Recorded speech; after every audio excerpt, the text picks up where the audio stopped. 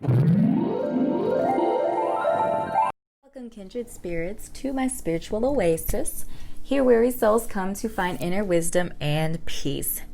Today I am going to be doing a soul truth pick a card using the soul truth self-awareness card deck to guide our conversations today. So if you came and maybe you didn't have a specific question in mind, I have 3 questions set up here using our soul truth deck. Group 1 is here, group 2, and group 3. So group 1's question is, what do I resist feeling right now? Group 2 is, to whom am I comparing myself right now? Group 3, on whom am I placing blame right now? So we're going to be taking a look at each of these cards and then using our tarot here to for some more additional guided answers, responses, things like that to the specific questions. So I want you to take a moment right now, pause the video if you need to meditate on which group you feel like your message is, or if you feel like you're being called to multiple groups, feel free to also watch those readings as well. So without further ado, we are actually going to get right into our reading. So hello, group number 1, and welcome to your reading. So you chose the question, what do I resist feeling right now? Okay. So the first thoughts that come to mind as I shuffle our tarot deck is this idea of resisting your feelings. Feelings are just as real as logic and reason. And when we ignore our feelings, we're literally ignoring a part of ourselves, like the messages from ourselves. Like you're trying to tell yourself something. Yourself is trying to tell yourself something. But I do feel like we all can get sucked into kind of resisting our feelings, especially if it's not sharing exactly what we want it to share. And so there is going to be some additional information on the back of the card, which we're going to go through right now. It says we have to feel it to heal it. In order to let go of pain, we first have to honor its existence. Emotions are like waves. Some are soft, some are fierce, some are layered, and some will sweep you off your feet. When we allow ourselves to feel it all, we can then release what no longer serves us. So that's just very interesting. Even like the comparison to waves.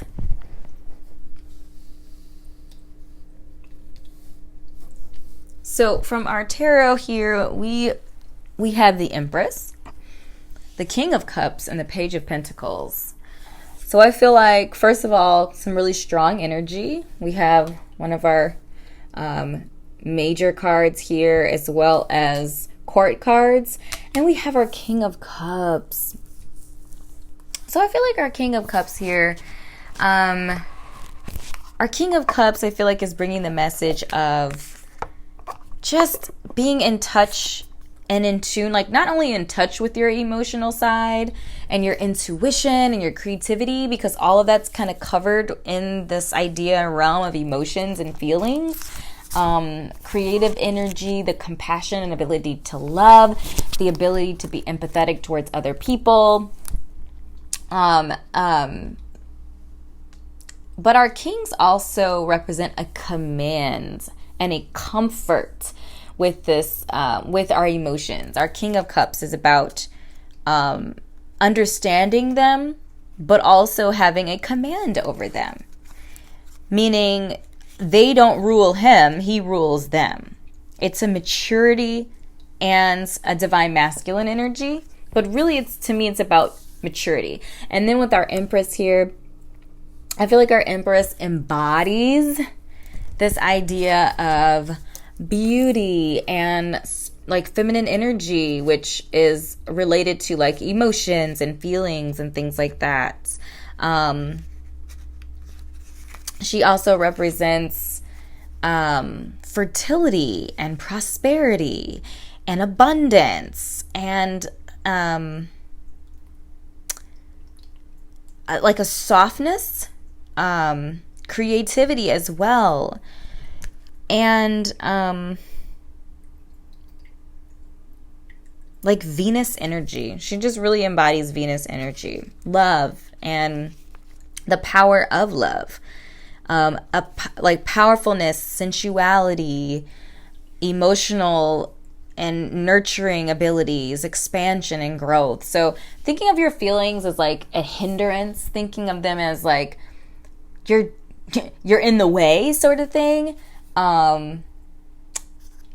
It's just like you're not giving them their due, if you will. Because our emotions are just as powerful as our logic and our reason. Once we are able to have a command over them, or we're able to settle in a mature approach to their energy.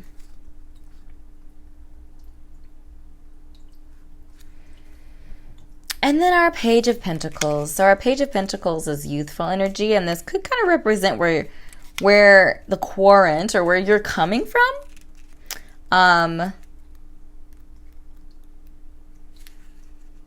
Just kind of our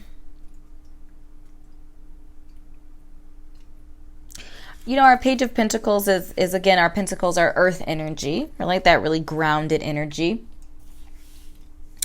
And, if this is representing you as this a youthful earthen being, then the onslaught of emotions and feelings that's not going to be your comfort zone, let's just say. So our Page of Pentacles energy is really about being lost in play and exploration, treasures, and the material world. So emotions could kind of get in the way of some of those pursuits and interests that you're into right now, or things that you're exploring. Our Page of Pentacles isn't necessarily ready to like put in the work and the focus into like doing the things. They're more focused on studies and schoolwork, and they're thoughtful and curious and playful and creative in that avenue.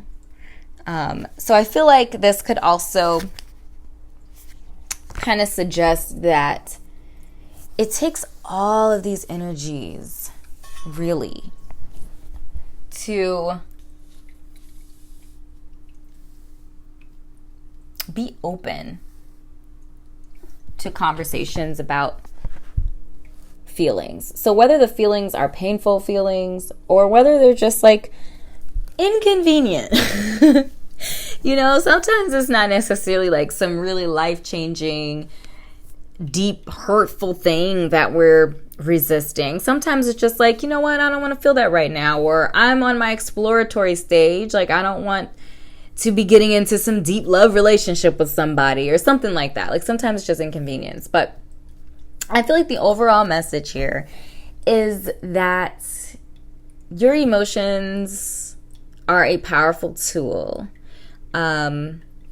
Just as, money and prosperity and all of that stuff, beauty, those are all tools or potential tools or opportunities for you. And instead of looking at your emotions and resisting them, embracing them, because the more you deal with them, the better you're going to get at navigating with them and being able to kind of release the fear, and gain more command over them, and get them, because I feel like once you embrace your feelings, and for those of you who might be hurting, might be in a painful place, might be working through some painful emotions and difficult things, I feel like once you do that and you just kind of embrace the task and kind of go through the trials and tribulations of that it will bring you prosperity. It will open up a whole new avenue of opportunity for you. And again, the more you do it, the more you do anything, the better you get at it. So the more you navigate through emotions, the more you learn tools and ways on how to be in more command over your emotions, you're going to not be afraid anymore, and then the resistance will fade away because you're like, okay, been there, done that. I know how to address this. But if you just always push them down and suppress them and never deal with them, then when you actually need that tool, you're not going to have it at your disposal. So I feel like here with the Page of Pentacles, that page energy, just approaching it with an open mind and an open heart and a curiosity. And I feel like our pages are also not afraid of messing up. They're not afraid of failing because they're in an exploratory stage. So yes, some of the experiments are going to work and some of them aren't. So approaching the situation in that very kind of youthful, lighthearted way, and working through some of the things and just knowing, some of these ways that we approach this are going to work. Some of them might not work. Let's see how we can tweak this to come to it with a different approach or a different solution. So you don't have to have all of the answers. You don't start off as a king, you start off as a page and you work your way up. So, if you're still rolling up on page status, you're in a safe place. We all have areas that we need to grow in. So these are the messages that I've channeled for you today, group number 1. I hope this was helpful. If it was, make sure to drop a comment and let me know what resonated. Click like and subscribe to my YouTube channel, as well as following my Facebook page and checking out my Etsy shop where I curate content to help you on your spiritual journey. So thanks again, and I will see you in your next reading. Bye. Hello, group number 2, and welcome to your reading. We're going to go ahead and shuffle our cards while I read your question again. So you chose, to whom am I comparing myself right now? And I know there's a phrase, and I might jack it all the way up, but it's somewhere along the lines of it's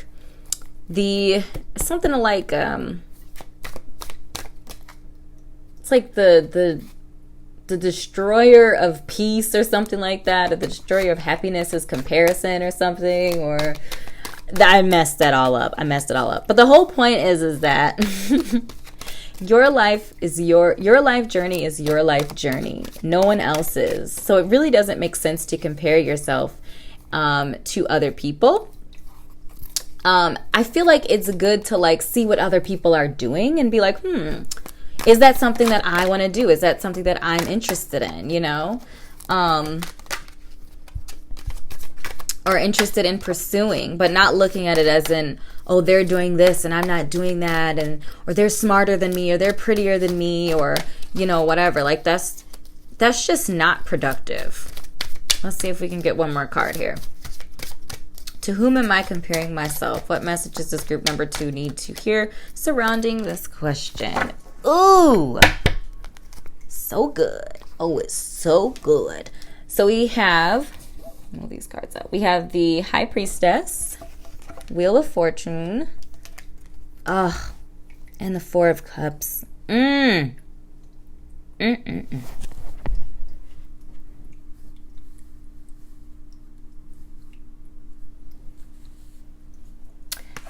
So there's information on the back of our primary card here that I am going to read. It says, what are you able to see in another is only visible because it is within you, ready to be brought out. Shine light on your feeling of not enough and see the truth. All that you need and want is within you. And the soul action for this card is today, stop comparing and start creating. So that's actually really beautiful advice. First of all, that I like the idea that we can only see the brilliance, right, that someone else is capable of because it resides also in us. It resides in us, and I feel like because we're all triggered by different things, right? We compare ourselves in different ways to people. And as we're comparing ourselves to these people, we're seeing something we like in them. And I feel like what the card is saying, that we see this thing that we like in them because it's also in us. It's just not being nurtured. And that's why we are envious, or, we feel like, oh my gosh, people are like, oh, you're such a good singer, or oh, you're such a great leader, or whatever the case is. And it's just like, you have that capability too. You're just not tapping into it. And I think it's really beautiful that we pulled our High Priestess card here, because our High Priestess energy is all about intuition, and it's all about like you knowing inside of yourself what the truth is.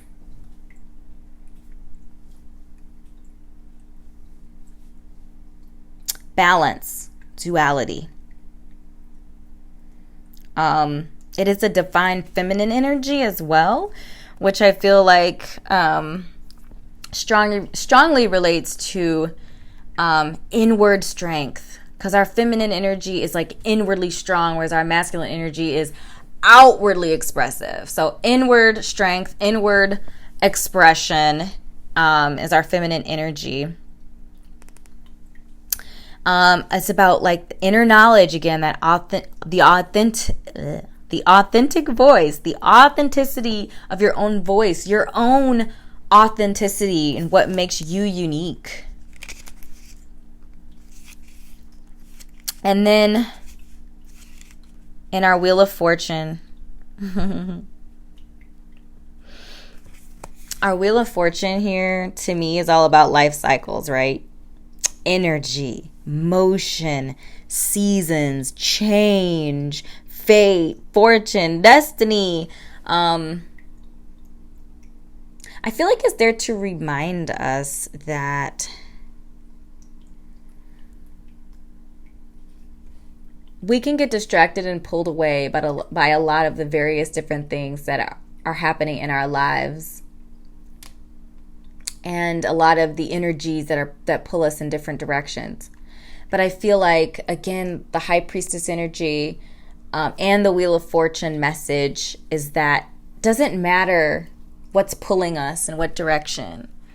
When we focus right on the center, when we focus on the center, we're not distracted. So the center is like the center of your being, which is your connection to spirit, right? Your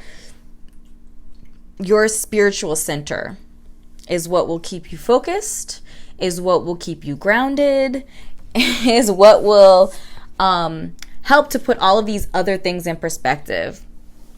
So again, kind of coming back to our message and the Four of Cups, I feel like,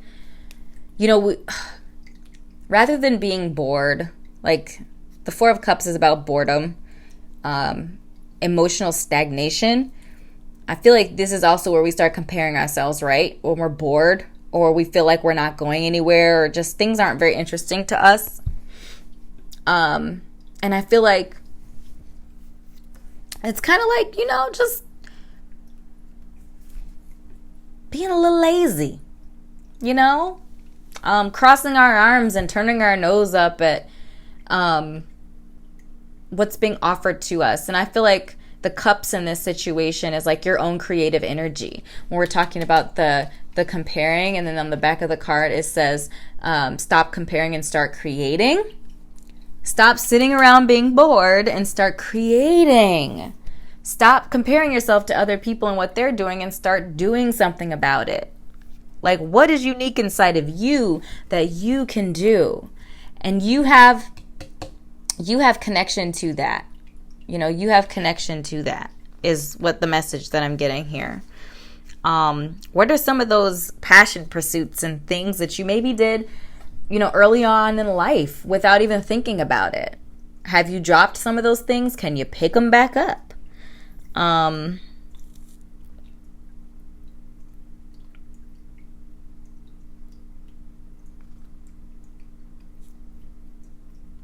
What I'm also seeing in the Wheel of Fortune is that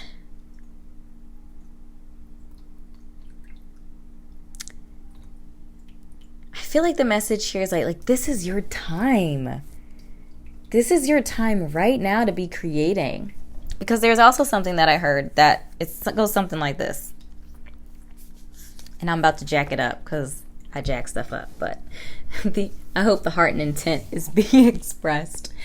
Our life, the life that we're living today, is a result of what we did 5 years ago. And the reason why I feel like this is applicable is this: start creating. So again, your first rendition of whatever you start doing is probably not going to be your final, the refined piece of work, but it's about the idea of starting. Start now. Create the life that you want in 5 years right now. Because this is where it starts, right? Get out a piece of paper and start brainstorming some ideas. Like, this is your time, is what the Wheel of Fortune is telling me right now in this. This is your time, and you have all of the tools, the resources, the intuition, the know-how, the connection. If you don't necessarily have the skills, you can develop them.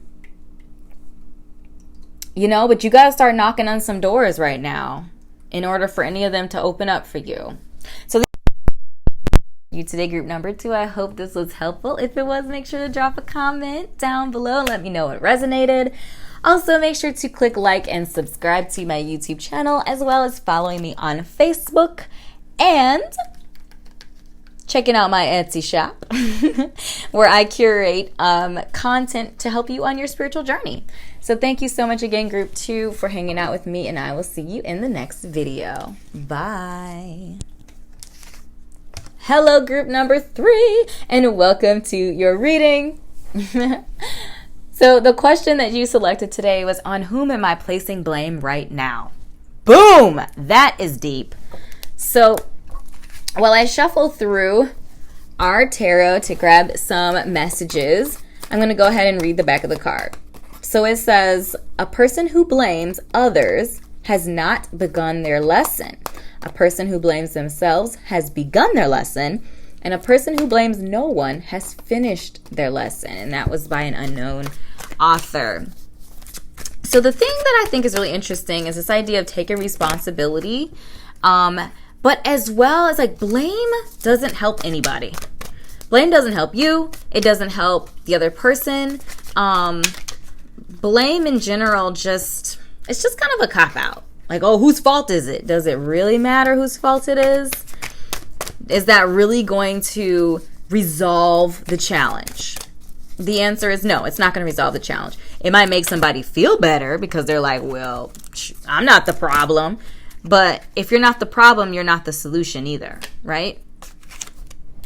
We got cards just flailing all over. Okay, so this also fell over. I don't know. We've got a lot of messages here, okay? This is more cards than I was planning to turn over today. But all right, Spirit, if you got something to say, then let's hear what you guys say. Okay, so we have the Fool, the Page of Swords, the King of Cups, the World, and the Chariot. Lots of energy here. First of all, I want to say. Second of all, I want to say with our Fool and our Page of Swords energy, that youthful, that young energy, I would say the first thing that I saw there with those is this idea of immaturity, basically. Blame is immature. Blaming somebody doesn't... Blaming doesn't, again, it's not solution driven. There's no solution to that. I do feel like taking responsibility for your actions, like there is something liberating about that. And I feel that in the Chariot right here. Our Chariot's all about motion. It's about advancement and adventure, moving forward, right? Like blame just has you sitting in, like wallowing in the depths of the issue and not moving forward. Whereas I feel like, our energy here on the bottom, our King of Cups, the Chariot, the World, is all about like mature energy.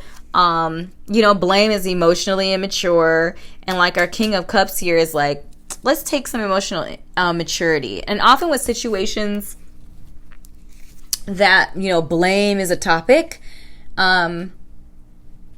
often like not just one person. It's often not one person. It's often that every party involved has something that they could accept responsibility for. And that to me is like what the focus is, and what it should be. And our world energy here is all about living in the moment. It's about enlightenment and completion, freedom, and the perfection of the present moment. So again, living in blame is living in the past. You're blaming for what happened instead of living in the now and embracing the beauty of the now. It's also about like the cycle of life, the cycle of energy. So keep moving forward. Enjoy the now. Stop living in the past. Release that immature energy when it comes to blame, because it's not solution driven. There is no solution to blame. And then like having emotional maturity, admitting your mistakes in a situation, admitting where you did wrong, can often turn a situation all the way upside right. You know, just admitting like, hey, I could have done this differently. I apologize for this, and that. Sometimes it's just about, I apologize for the misunderstanding, right?